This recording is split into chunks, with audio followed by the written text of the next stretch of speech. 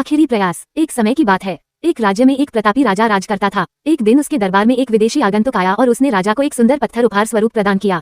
राजा वह पत्थर देख बहुत प्रसन्न हुआ। उसने उस पत्थर से भगवान विष्णु की प्रतिमा का निर्माण कर उसे राज्य के मंदिर में स्थापित करने का निर्णय लिया और प्रतिमा निर्माण का कार्य राज्य के महामंत्री को सौंप दिया।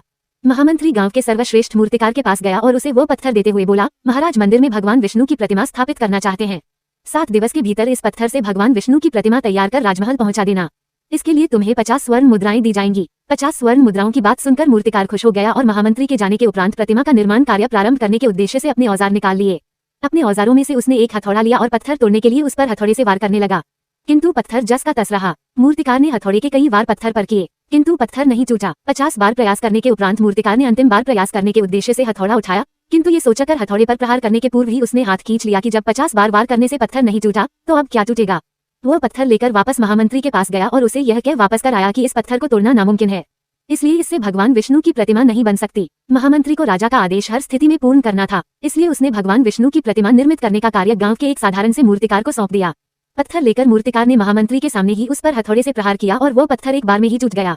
पत्थर टूटने के बाद मूर्तिकार प्रतिमा बनाने में जुट गया। इधर महामंत्री सोचने लगा कि काश पहले मूर्तिकार ने एक अंतिम प्रयास और किया होता तो सफल हो गया होता और 50 स्वर्ण मुद्राओं का हकदार बनता।